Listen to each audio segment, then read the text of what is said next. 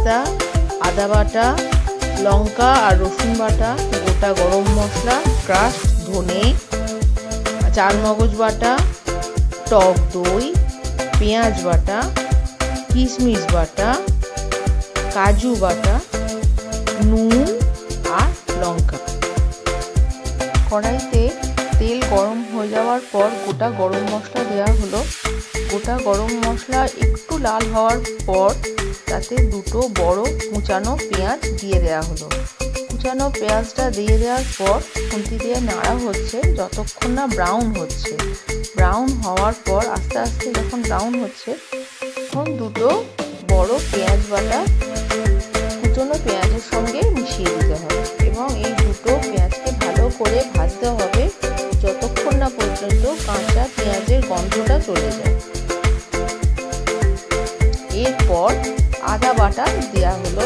আদাটা দেওয়ার পর ভালো করে নেড়ে নেওয়া হলো এবং আদাটা দেওয়ার আগে রসুন আর লঙ্কা বাটাটা দেওয়া হয়েছিল। এরপর নুন দিয়ে তারপর ক্রাশড ধনেটাও দেওয়া হলো।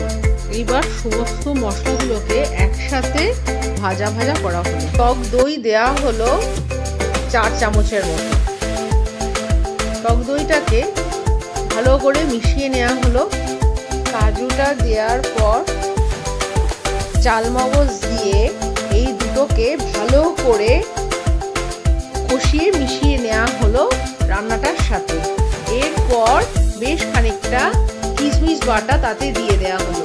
এইভাবে আস্তে আস্তে সমস্ত মশলা কটাকে কষিয়ে নিয়ে তার মধ্যে কাঁচা লঙ্কা 4-5টা দেওয়া হলো। দেওয়ার পর গরম জল দেওয়া হলো, কারণ হলো গরম জলের টেস্টটা ভালো হয়।